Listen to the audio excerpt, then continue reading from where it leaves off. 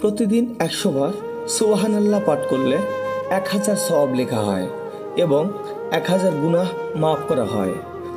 আলহামদুলিল্লাহ আলহামদুলিল্লাহ মিজানের পাল্লাকে ভারী করে দেয় এবং এটা সর্বোত্তম দোয়া।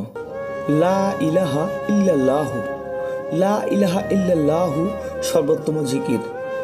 রাসূলুল্লাহ সাল্লাল্লাহু আলাইহি সাল্লাম বলেছেন, যে ব্যক্তি প্রত্যেক নামাজের পর 33 বার সুবহানাল্লাহ, 33 বার আলহামদুলিল্লাহ, 33 বার আল্লাহু আকবার পড়ে এবং 100 বার পূর্ণ করার জন্য লা ইলাহা ইল্লাল্লাহু ওয়াহদাহু লা শারিকা লাহু লাহুল মুলকু ওয়া লাহুল হামদু ওয়া হুয়া আলা কুল্লি শাইইন কদির পরে তার সমস্ত গুনাহ মাফ করে দেওয়া হয়, যদিও তা সাগরের ফেনাপুঞ্জের সমতুল্য হয়।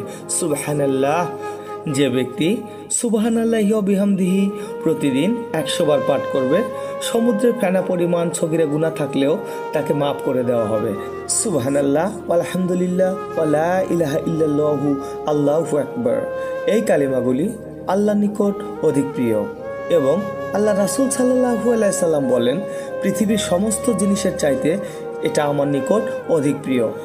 আল্লাহ রাসূল সাল্লাল্লাহু আলাইহি সাল্লাম বলেন, লা হাওলা ওয়ালা কুওয়াতা ইল্লা বিল্লাহ, এটা হচ্ছে জান্নাতের গুপ্তধন সমূহের মধ্যে একটি গুপ্তধন। সুবহানাল্লাহ।